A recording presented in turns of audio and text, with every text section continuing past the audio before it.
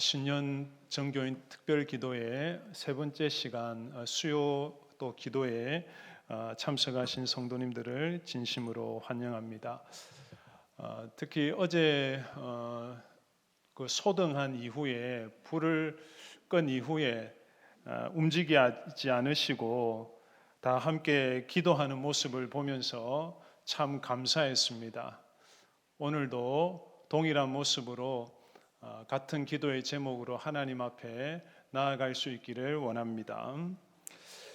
어제 본문에서 바울은 빌립보 성도들을 기억할 때마다 먼저 감사하고 또 기쁨으로 내가 간구한다 그렇게 고백했는데요. 오늘 본문 이제 9절에서 11절을 보면 사도 바울이 빌립보 성도들을 위해서 기도한 기도의 내용이 그대로 실려 있습니다. 그래서 우리도 이 기도를 배워서 우리 자신을 위해서, 우리 가정과 자녀들을 위해서, 또 특별히 60주년을 맞은 우리 교회를 위해서도 이 기도 제목으로 함께 기도하기를 원합니다. 9절에서 11절을 보면 세 절인데 한 문장으로 되어 있어요. 한 문장으로 되어 있어서 이해하기가 좀 쉽지 않을 수도 있는데요. 제가 조금 다른 성경으로 한번 보여드리겠습니다. 한번 잘 보십시오. 나는 여러분의 사랑이 지혜와 모든 총명으로 더욱 풍성하게 되어서 최선의 것이 무엇인지 분별할 수 있게 되기를 기도합니다. 그래서 그 결과 여러분이 그리스도의 날까지 순결하고 흠이 없이 지내 예수 그리스도로 인한 의의 열매로 충만해져서 하나님께 영광과 찬송이 돌리게 되기를 기도합니다. 여러분 9절에서 11절 핵심적인 기도 제목이 무엇입니까? 너희 사랑이 빌립보 교회 성도들의 사랑이 더욱 풍성하게 해 주십시오라는 기도이죠. 지금보다 더 사랑이 풍성한 교회, 다른 말로 하면 성도들의 사랑이 더 자라고 사랑이 더 온전해지고 사랑이 더 성숙해가는 교회가 되게 해 주십시오. 여러분 60주년을 맞이하는 우리 명덕교회 무엇이 달라지고 변화되고 자라야 하겠습니까? 사랑이 자라고 성장하는 교회가 되어야 하겠습니다. 여러분 이것이 우리를 향한 하나님의 기대이죠. 우리가 붙들어야 할 소원이 되어야 하는 것입니다. 명덕교회 가보니까 참 세련되고 멋진 사람들이 많이 모였더라. 훌륭한 분들이 많더라. 인간적으로 존경할 만한 분들이 많이 모여 있더라가 아니라 명덕교회는 참 서로 사랑하는 교회더라. 서로 사랑하는데 그냥 사랑하는 것이 아니라 참 지혜와 총명을 가지고 지극히 선한 것을 분별해 가면서 세상과는 다른 사랑을 나누고 있더라. 사랑하는 차원이 다르더라. 이런 소문이 난다는 것이죠. 여러분 신앙이 성숙하고 자란다는 의미가 무엇일까요? 여러분 신앙의 성숙은 타인을, 성도들을, 가족들을 사랑으로 대하는 모습에서 드러나는 것이죠. 여러분 우리는 솔직하게 예수를 믿고 구원받았지만 참 주변 사람들을 사랑하는 데 있어서 미숙하지요. 같은 가족들 10년, 20년, 30년을 살아온 부부 간에도 서로 사랑하는데 여전히 서툰 부분이 있지 않습니까? 교회에서 사랑으로 봉사하는데도 좀 미숙한 부분이 여전히 있음을 부인할 수가 없습니다. 그래서 사랑을 위해 기도하라는 것입니다. 사랑을 위한 기도가 필요하다는 것이죠. 우리의 힘으로는 온전한 사랑을 할 수 없기에 사랑이 변화되고 사랑이 자라도록 사랑의 성숙을 위해 기도하자는 것입니다. 그러면 어떻게 사랑이 더 풍성한 교회가 되고 어떻게 사랑이 자라고 변화될 수 있는가? 오늘 9절에 나와 있는 것처럼 지식과 모든 총명으로 점점 더 풍성하게 하사 말하고 있습니다. 조금 전 보여드린 말씀에도 보면 나는 여러분의 사랑이 지혜와 모든 총명으로 더욱 풍성하게 되어서 최선의 것이 무엇인지 분별하도록 기도합니다. 여러분, 어떻게 하면 명덕교회가, 공동체가 사랑이 풍성한 교회가 될 수 있을까요? 물질을 넉넉하게 쓰면서 뜨겁게 사랑하면 되겠습니까? 아닙니다, 여러분. 사랑은요, 지혜와 총명함이 뒷받침되어야 풍성해지고 자랄 수가 있습니다. 여러분, 사랑을 온전하게 하는 지혜와 총명은 그러면 무엇을 의미하느냐? 9절에 나와 있는 것처럼 10절에 나와 있는 것처럼 상대방에게 최선의 것이 무엇인지 파악하는 분별력을 가지는 것입니다. 영어 성경에는 What is best라고 되어 있습니다. best가 무엇인지, 최선의 것이, 최선의 길이 무엇인지를 볼 수 있는 안목, 이것이 지혜와 총명입니다. 가정 안에서도 서로를 사랑할 때에, 부부가 서로 사랑할 때에, 자녀들을 사랑할 때에도 이 총명과 이 지혜가 필요하다는 것이죠. 베스트가 무엇일까? 자녀에게, 가정에 베스트가 무엇일까? 교회 안에서도 마찬가지죠. 성도들에게 내가 섬기는 이 부서의 베스트가 무엇일까? 하나님 지혜와 총명을 주시옵소서. 그게 사랑하는 방법이라는 것이죠. 여러분, 우리는 사람을 사랑하는 것이 참 마음처럼 쉽지 않다는 것을 알고 있죠. 왜냐하면 타락한 세상에서 이 사랑도 타락하고 변질되고 왜곡되었기 때문입니다. 여러분, 그래서 사랑이라는 이름으로 사랑한다고 하면서 상대방에게 고통을 주고 상처를 주고 아픔을 주고 실망시키는 경우가 있지 않습니까? 사랑이 집착으로 변질되기도 하고 사랑의 이름으로 강요하고 억압하고 폭력까지 행사하지 않습니까? 사랑한다고 하는데 해를 끼치고 실망을 시켜요. 왜 그렇습니까? 지혜와 총명을 활용해서 지극히 선한 것, 최상의 것이 무엇인지 분별하지 못하기 때문에, 이 분별력이 없이 사랑한다고 하기 때문에 그런 것이죠. 여러분, 사랑이니까 문제가 없다고 하지만 정말 사랑해서 한 일인데도 참 다치게 하고 아프게 하는 경우도 있습니다.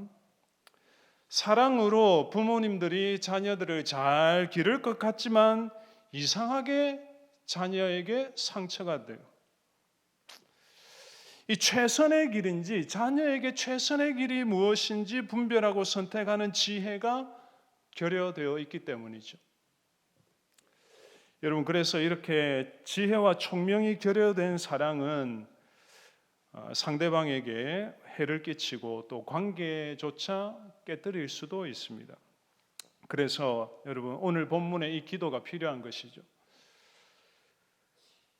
가정에서도 교회에서도 그 형편과 처지에 맞도록, 그 사람의 형편과 처지에 맞도록 최선이 무엇인지 분별하는 이 지혜를 위해서 간구할 수 있어야겠습니다. 그래서 더 성숙하고 온전한 사랑을 나누는 우리 명덕교회가 되고 여러분들의 가정이 되시기를 바랍니다. 자, 여러분, 기도의 후반부를 잠깐 보겠습니다. 지혜와 총명 안에서 지극히 선한 것을 분별해서 사랑하는 이 사랑을 하면 그 결과 어떻게 되느냐? 9절에서 11절 보시면 10절 11절 보시면 진실하여 허물 없이 그리스도의 날까지 이루고 예수 그리스도로 말미암아 의의 열매가 가득하여 하나님의 영광과 찬송이 되기를 원한다 기도합니다. 진실하고 불순물이 없는 사랑, 순전하게 최선의 것이 무엇인지 분별하면서 성도와 이웃을 사랑함으로 의의 열매가 가득하게 된다. 사랑의 열매이죠. 의의 열매. 이런 사랑의 열매를 맺으며 변화되고 성숙해가는 우리의 존재 자체가 하나님께 영광과 찬송이 되게 해달라는 것입니다. 여러분, 세상이 인정하는 세상이 우리에게 요구하는 어떤 열매와 하나님께서 원하시는 삶의 열매는 다릅니다. 세상 사람들은 어떤 성공이나 업적이나 어떤 명예가 자기 인생의 열매라고 생각하겠지요. 하지만 그런 열매는 하나님께는 인정받지 못합니다. 하나님께서 원하시는 열매는 의의 열매이고 그것은 곧 성숙한 사랑의 열매예요. 그래서 우리의 사랑에 섞여 있는 불순물과 오물을 다 제거하고 지극히 선한 것을 분별하면서 성숙한 사랑을 나눌 때 그것이 하나님 앞에 의의 열매가 되어서 그런 사랑을 하는 우리의 모습 자체가 하나님께 영광과 찬송이 된다는 것입니다. 그래서 우리 모두 이런 모습으로 우리의 존재 자체가 하나님께 영광이 되고 찬송이 될 수 있기를 바랍니다. 자, 이제 12절 이하의 내용을 보겠습니다. 지금까지는 빌립보서 인사말 그리고 감사의 말, 기도를 살폈고 이제 12절부터 이제 빌립보서의 본격적인 핵심 사안들이 등장하는데요. 자, 12절을 한번 보십시오. 12절을 보시면 형제들아 내가 당한 일이 도리어 복음 전파의 진전이 된 줄을 너희가 알기를 원하노라. 이런 본론에서 제일 먼저 취급하는 주제가 무엇이냐면 이 서신의 본론에서 제일 먼저 다루는 주제가 무엇이냐면 사도 바울이 감옥에 갇힌 상황에서도 복음 사역이 어떻게 되었다는 것입니까? 전진했다는 거예요. 전진했다는. 빌립보 성도들은 바울이 당한 일 때문에 아마도 굉장히 걱정하고 안타까워하고 염려했겠지요. 바울이 수감되면 어떻게 하는 거야 이제? 복음 사역은 어떻게 되는 거야? 이 복음 전파가 마이너스가 되고 손실이 될 것이라고 굉장히 우려했을 것입니다. 하지만 그런 우려와는 달리 바울은 지금 두 가지 이유를 들면서 자기가 투옥된 것이 오히려 복음 전파에 유익이 되었음을 설명하면서 빌립보 성도들을 안심시키고 있어요. 이것이 빌립보서를 쓴 1차적인 목적 중에 하나였습니다. 여러분 그렇다면 바울의 이 투옥이 복음 전파에 방해가 되지 않고 오히려 진보가 되었던 이유가 무엇일까요? 두 가지인데요. 첫 번째는 새로운 대상에게 복음이 전파되었기 때문입니다. 새로운 대상에게 복음이 전파되었다. 13절을 보십시오. 누구에게 복음이 전파되었는지 봅시다. 자, 13절 다 같이 한번 읽어보겠습니다. 시작. 이러므로 나의 매임이 그리스도 안에서 모든 시위대 안과 그 밖의 모든 사람에게 나타났으니. 여러분 지금 바울은 로마 감옥에 갇혀서 로마 황제의 앞에서 재판받을 날을 기다리고 있습니다. 그래서 지금 바울이 갇혀있는 이 감옥은 로마 황제가 친히 거느리는 시위대, 당시의 최정예 부대가 경비와 보초 업무를 맡고 있었어요. 그래서 역사학자들은 이 당시에 이 부대의 규모가 약 7,000명에서 10,000명 정도에 이르렀을 것이라고 추정합니다.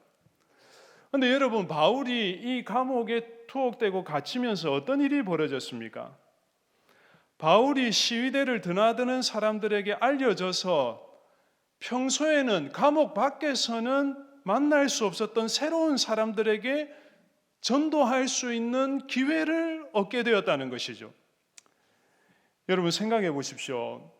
당시에 이 일반인들이 로마 황제가 거느리는 이 친위 부대를, 이 부대원들을 어떻게 만날 수 있겠습니까?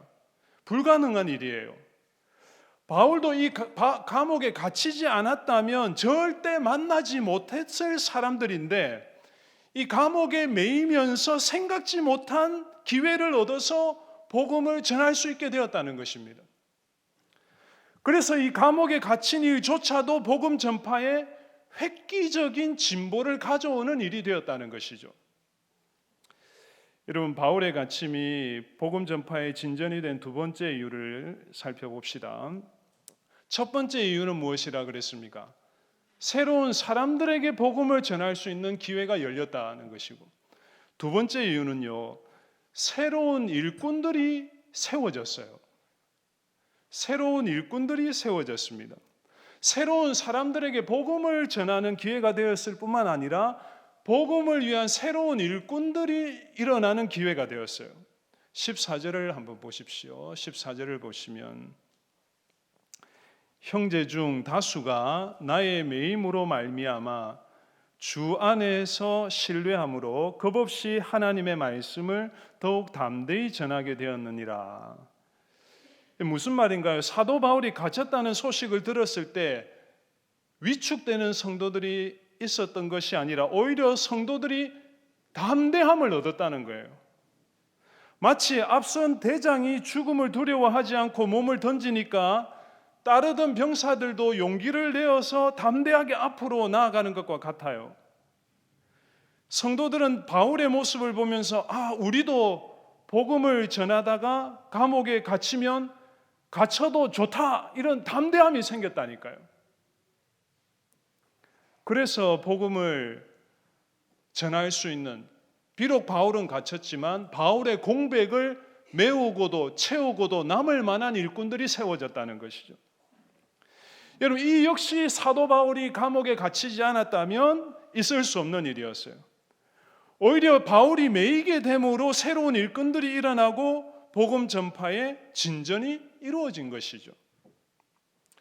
여러분, 분명히 사도 바울이 갇힌 것은 걱정할 일이었겠죠. 굉장히 심각한 비극적인 상황이라고 판단했을 것입니다. 그 순간에는 억울한 일이었을지도 모릅니다. 그러나 오히려 하나님은 어떻게 역사하십니까? 이 바울의 매임이 아니고는 오히려 바울의 매임을 통해서 있을 수 없는 놀라운 일들이 일어나게 준비하셨던 것이죠. 사랑하는 성도님들, 하나님의 일하심을 볼 수 있어야 하겠습니다. 바울은 감옥에 갇혔지만 복음은 갇히지 않았어요. 하나님은 상황과 여건을 뛰어넘어서 복음을 위해서 계속 일하고 계십니다. 오히려 현실의 위기가 복음 전파와 교회의 기회가 되도록 역사하십니다. 여러분, 현실을 초월해서 일하시는 하나님을 보십시오. 측량할 수 없는 지혜로 복음을 위해서 일하시는 하나님의 손길을 바라보십시오. 여러분, 현실을 보면 코로나 이후에 한국 교회는 점점 쇠퇴할 것이다, 교회는 점점 약화될 것이라는 소리가 들리지요. 주눅들지 마십시오. 상황을 두려워하지 마십시오. 오늘 하나님께서 어떻게 역사하시는지 보십시오. 하나님께서 이 상황에서도 복음을 위해 일하시고 위기를 기회로 바꾸실 수 있기 때문이죠. 여러분, 오늘날 교회 현실을 생각하면 여러 가지 이유로 교회 앞날을 염려할 수밖에 없어요. 또 저도 목회하는 담임 목사님들, 교제하는 분들 이야기를 들어보면 교회 안에도 직분자들도 교회 앞날을 비관적으로 부정적으로 볼 수밖에 없는 그런 현실이라는 것이죠. 한국 교회는 앞으로 내리막길이다, 질적으로나 양적으로나. 이런 의식의 영향 때문에 이제 교회의 미래를 부정적인 시각, 회의적인 시각, 패배주의적인 시각으로 전망하기도 합니다. 여러분, 물론 현실을 무시할 수는 없습니다. 그런데 오늘 본문은 무엇이라고 말합니까? 그것이 전부가 아님을 알라는 것이죠. 현실 너머에서 섭리하시는 하나님, 위기 속에도 일하셔서 새로운 사람들에게 복음이 전파되고 일꾼들을 일으키시는 하나님의 손길을 보라는 것입니다. 그래서 사랑하는 명덕의 식구들, 직분자들, 우리가 교회를 사랑하기 때문에 교회 앞날을 염려하고 걱정할 수 있지만 자칫 부정적이고 회의적인 관점에 지배당해서는 안 되겠습니다.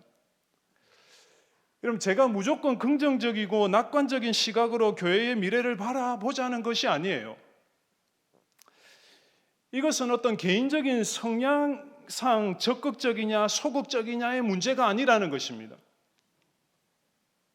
살아계신 하나님, 교회와 복음을 위해서 일하시는 하나님을 믿는 믿음의 문제라는 거예요. 비록 우리는 연약함이 있고 한계를 지닌 존재들이지만, 현실의 교회도 어려움들이 있지만, 그것을 뛰어넘어서 복음과 교회를 위해 일하시는 하나님을 믿자는 것입니다. 그 믿음에 근거해서 전진하는 교회가 되자는 것이죠. 여러분, 우리는 부족합니다. 현실도 녹록지 않아요. 담임 목사님들은 목회 환경이 앞으로도 계속해서 더 힘들어질 것이라고 그렇게 예상하더군요. 그러나 여러분, 살아계신 하나님은 우리의 부족함보다 더 크시죠. 우리의 어려운 현실보다도 더 크고 위대하신 분이 우리의 하나님이십니다. 우리의 지혜와 비교할 수 없는 지혜로 교회를 인도하시는 하나님을 믿으셔야 합니다. 이 믿음으로 무장해서 인간적인 회의적인 부정적인 시각에서 벗어나야 하죠. 담대하게, 오늘 본문의 상황처럼 담대하게 복음의 진전을 이루는 교회가 될 수 있기를 바랍니다. 이 사실을, 이 부분을 개인적으로 또 한번 적용해 봅시다. 여러분, 우리 교회에 코로나 이후에 참 이 암투병하는 성도들이 많아지셨죠. 바울이 이 감옥에 갇힌 것처럼 어쩌면 이 질병에 갇혀 있고 묶여 있는 상황 아니겠습니까? 너무나 안타까운 일이죠. 당사자들은 얼마나 괴롭고 힘든 시간을 보내었겠습니까? 저도 담임 목사로서 기도해보면 참 하나님이 왜 사랑하시는 자녀들에게 이런 아픔을 참 허락하시는가, 인간적으로는 참 하나님께 굉장히 섭섭한 마음이 없지 않습니다.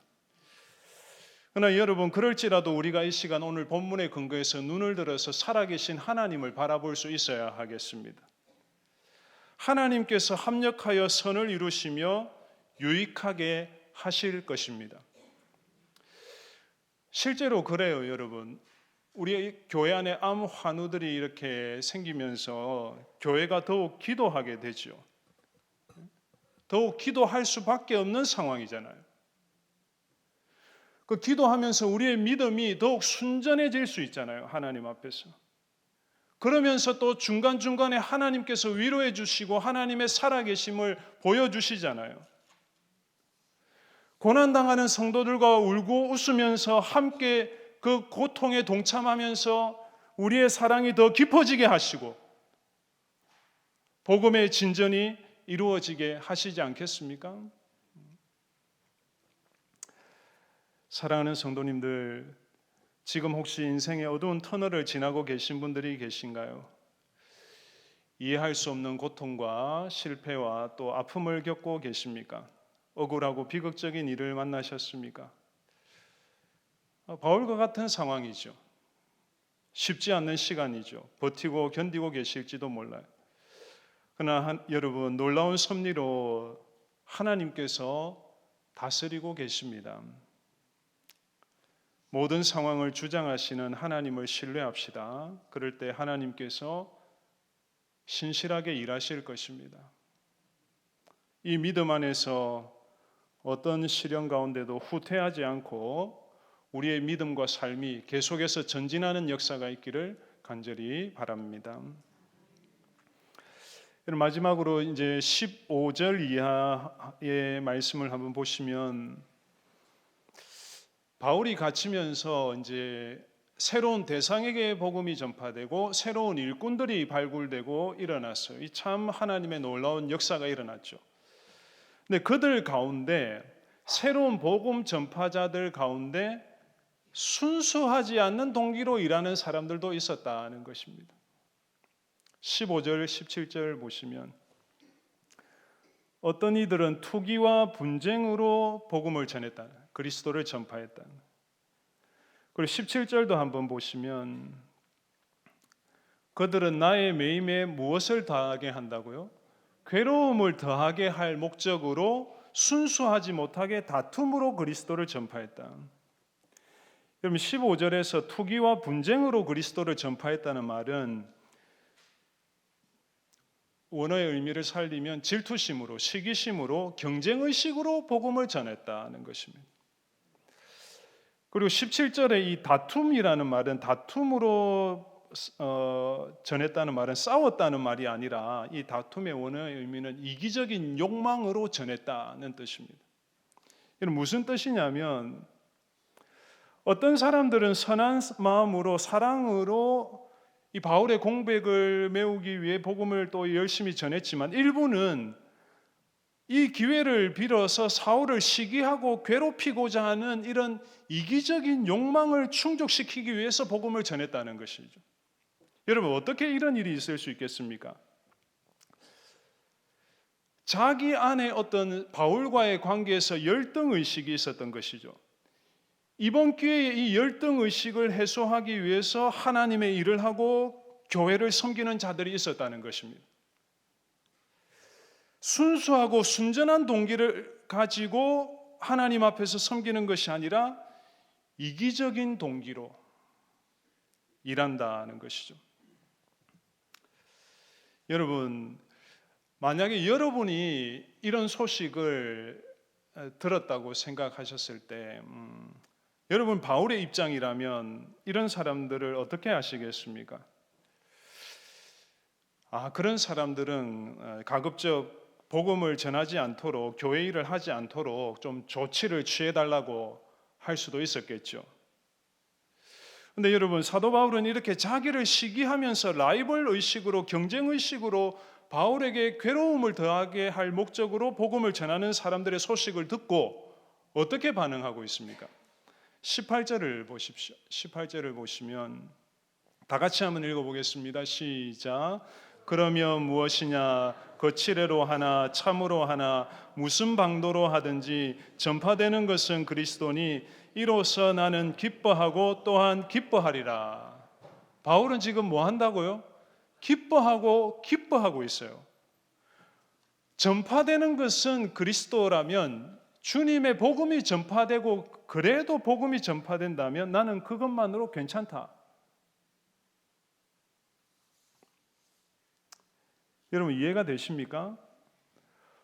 어떻게 자기를 찌르고 아프게 하기 위한 목적으로 사역하고 있는 사람들에 대해서 화를 내지 않고 실망하지 않고 기뻐할 수 있다는 말입니까? 그럴지라도 그리스도가 전파되면 나에게는 그것이 더 중요하기 때문에 나의 사사로운 감정이 더 중요한 것이 아니라 나에게는 그리스도께서 전파되는 것이 더 중요하기 때문에 비록 미워하는 마음, 나에게 해를 입히려는 마음으로 복음을 전하는 사람이라도 어쨌든지 복음이 더 왕성하게 전해지고 있다면 그것으로 나는 괜찮아.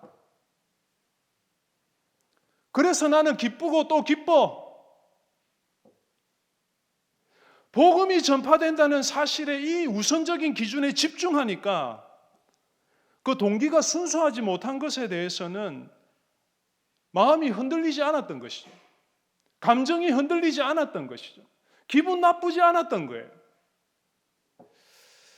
사랑하는 성도님들, 사도 바울은 기뻐할 수 없는 상황에도 기뻐하고 있습니다. 이 빌립보서의 특징이 기쁨이죠. 기쁨이라는 말이 16번 나옵니다. 빌립보서 전체에. 근데 다 상황을 보면 기뻐할 수 없는 상황 중에서 기뻐하는 거예요. 왜냐하면 바울은 삶의 기준이 분명했기 때문에, 삶의 기준이 분명해. 그 기준이 절대 기준이었기 때문이죠. 그의 인생 기준은 자신이 아니었습니다. 자기 감정이 아니었습니다. 자기 만족이 아니었습니다. 그의 삶의 기준은 오직 예수 그리스도, 그분의 복음이었습니다. 그 기준을 딱 붙들고 있으니까 그 밖에 좀 불편한 일들은 대수롭지 않게 여기면서 오히려 기뻐할 수 있었다. 사랑하는 성도님들, 참 우리는 흠과 결점을 가지고 있기 때문에 우리가 교회를 같이 이루어서 주님의 일을 하면 이렇게 괴로움과 아픈 일, 상처받고 실망할 수 있는 일들이 있지 않습니까? 그런 일이 없어야겠지만 심지어 본문의 상황처럼 어떤 분들은 자기 만족을 위해서 경쟁의식으로 질투심으로 열등감을 해소하기 위해서 막 교회 일을 열심히 할지도 모르겠어요. 그러면 주변 사람들을 막 아프고 힘들게 하게 되거든요. 여러분, 만약 그럴 때마다 우리가 분노하면서 교회 일을 못하겠다고, 그런 사람은 교회 일을 하면 안 된다고 포기하고 물리치면 교회가 어떻게 설 수 있겠습니까? 그래도 예수 그리스도라는 절대 기준, 복음이라는 교회 유익, 교회의 화평과 덕이라는 이 기준을 우리가 붙들고 있기 때문에 이 교회가 서 있는 것 아니겠습니까? 흔들리지 않고 기뻐할 수 있었던 것 아니겠습니까? 여러분, 그렇습니다. 이 세상에서는 우리가 아무런 어려움이나 문제도 없는 그런 교회 생활을 할 수는 없습니다. 하지만 우리가 사도 바울처럼 이 예수 그리스도, 그분의 복음이라는 절대 기준, 이 교회의 화평과 덕이라는 이 기준을 우리가 우선시하고 살면 다른 일들은 좀 상대화하면서 거기에 너무 마음이 흔들리지 않으면서 기뻐할 수 있다는 거예요. 이런 바울의 모습을 본받아서 우리도 이런 기준을 가지고 어떤 상황에도 누구도 빼앗을 수 없는 기쁨으로 함께 기뻐하면서 교회를 섬기고 세워가는 우리 모든 성도들 되시기를 바랍니다. 찬송하겠습니다.